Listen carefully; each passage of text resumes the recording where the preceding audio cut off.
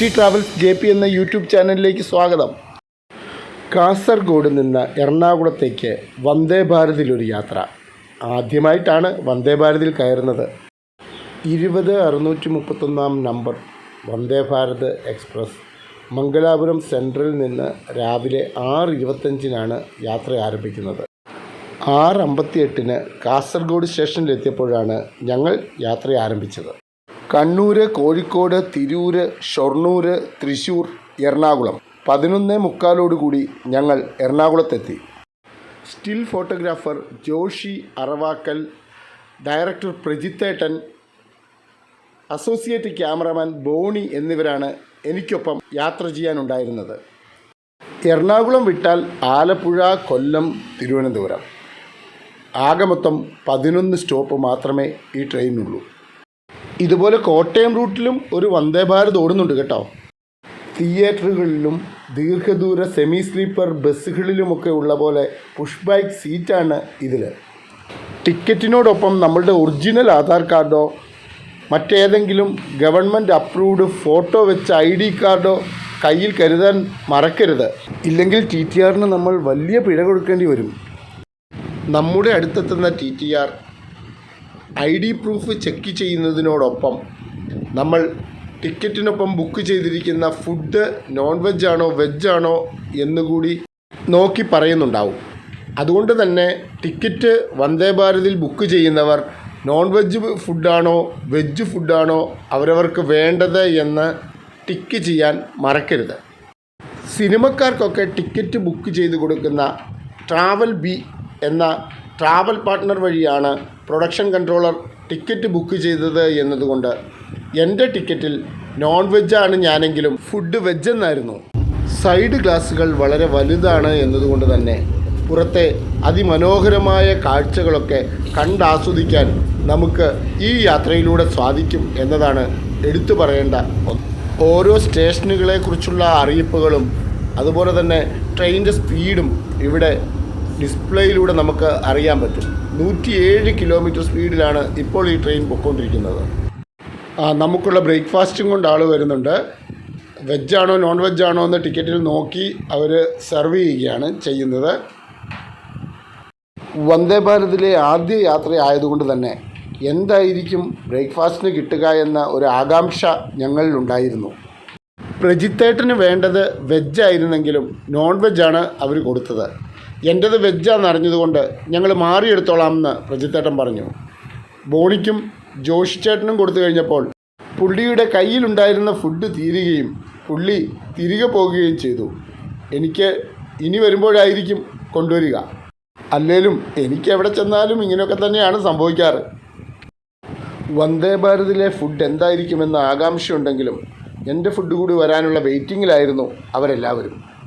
പുറത്തെ കാഴ്ചകളിലേക്ക് എൻ്റെ ശ്രദ്ധ പോയെങ്കിലും ആ ചെറിയ സമയത്തിനുള്ളിൽ തന്നെ അദ്ദേഹം എനിക്കുള്ള ഫുഡുമായി തിരികെ എത്തി.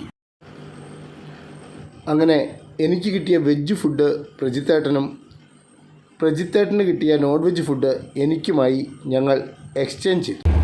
പാസഞ്ചേഴ്സ് ഇരിക്കുന്ന പോർഷൻ കഴിഞ്ഞു കഴിഞ്ഞാൽ ഒരു ഗ്ലാസ് ഡോറും അതിനപ്പുറത്ത് 2 സൈഡിലുമായി ഒരു വെസ്റ്റേൺ സ്റ്റൈൽ ഒരു ഇന്ത്യൻ സ്റ്റൈൽ ടോയ്ലറ്റുകളും അത് കഴിഞ്ഞ് പുറത്തേക്കുള്ള ഡോറുകളും കഴിയുമ്പോൾ അടുത്ത ബോഗി കണക്ട് ചെയ്തിരിക്കുന്നു.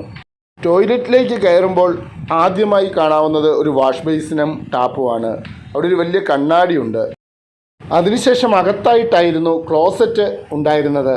ഇന്ത്യൻ ക്ലോസറ്റ് ആയിരുന്നു. നല്ല വൃത്തിയുണ്ടായിരുന്നു.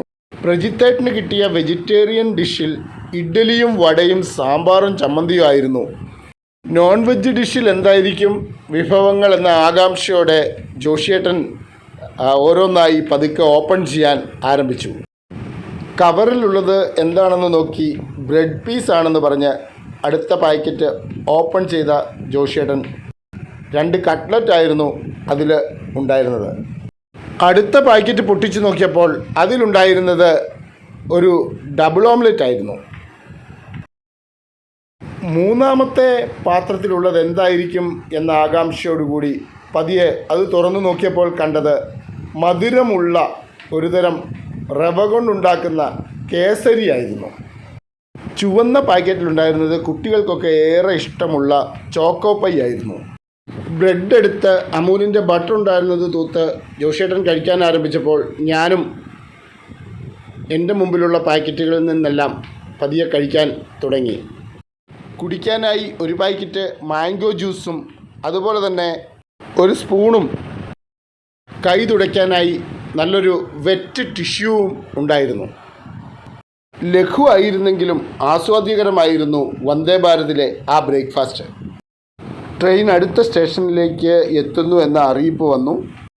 ബ്രേക്ക്ഫാസ്റ്റ് എങ്ങനെ ഉണ്ടായിരുന്നു ജോഷിയേട്ട എന്ന് ചോദിച്ചപ്പോൾ ജോഷിയേട്ടൻ പറഞ്ഞത് ബ്രേക്ക്ഫാസ്റ്റ് ഒക്കെ കൊള്ളാം, പക്ഷേ ആ മാങ്ങ ജ്യൂസിന് പകരം വല്ലോ കാപ്പിയോ ചായയോ തന്നിരുന്നെങ്കിൽ അടിപൊളിയാകുമായിരുന്നു എന്നാണ്.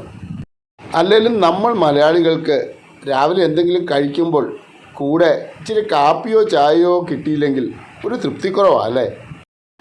ജോഷിയേട്ടൻ്റെ മനസ്സ് വായിച്ചിട്ടാണോ എന്തോ അറിയില്ല, ഒരു കയ്യിൽ ഫ്ലാസ്കിൽ ചായയോ കാപ്പിയോ എന്തോ ആയി ആ പയ്യൻ ഓരോ പാസഞ്ചേഴ്സിൻ്റെ അടുത്തേക്കും വരുന്നത് ഞങ്ങൾ കണ്ടു. പക്ഷേ ഫ്ലാസ്കിൽ നിന്ന് ഗ്ലാസ്സിലേക്ക് ഒഴിച്ചു വെച്ചത് ചായയോ കാപ്പിയോ അല്ലായിരുന്നു, നല്ല ചൂട് വെള്ളമായിരുന്നു. അതോടൊപ്പം ചോക്ലേറ്റ് പോലെ എന്തോ ഒരു പാക്കറ്റും കിട്ടി. കോഫി പൗഡറും പാൽപ്പൊടിയും പഞ്ചസാരയും ചേർന്ന ഒരു പൗഡറാണ് ആ പാക്കറ്റിലുള്ളതെന്നും അത് വെള്ളത്തിലിട്ട് ഇളക്കിയാൽ കാപ്പി ആയിക്കൊള്ളുമെന്നും ജോഷിയേട്ടൻ പറഞ്ഞപ്പോൾ എനിക്കങ്ങോട്ട് വിശ്വസിക്കാനായില്ല എന്നതാണ് സത്യം. ഫ്ലൈറ്റിലൊക്കെ പോകുമ്പോൾ ഇങ്ങനെ കിട്ടാറുണ്ട് എന്ന് പറഞ്ഞ് അവർ തന്നൊരു സ്റ്റിക്കും വാങ്ങി ആ പാക്കറ്റ് പൊട്ടിച്ച് ആ പൊടി തൻ്റെ മുമ്പിലെ ചൂടുവെള്ളം നിറഞ്ഞ ഗ്ലാസ്സിലേക്ക് പതിയെ ഇടുവാൻ ആരംഭിച്ചു. ആ ബ്രൗൺ കളർ പൊടി പതിയെ വീണപ്പോൾ തന്നെ വെള്ളത്തിൻ്റെ കളർ മാറുവാൻ തുടങ്ങി. ബാക്കിയുള്ളത് കൂടി ഇട്ട് നന്നായി ഇളക്കിയപ്പോൾ അത് നല്ലൊരു പാൽക്കാപ്പിയായി മാറുകയായിരുന്നു. അങ്ങനെ ബ്രേക്ക്ഫാസ്റ്റിനൊപ്പം നല്ലൊരു കാപ്പി കൂടി ആയപ്പോൾ ജോഷിയേട്ടനും ഹാപ്പിയായി.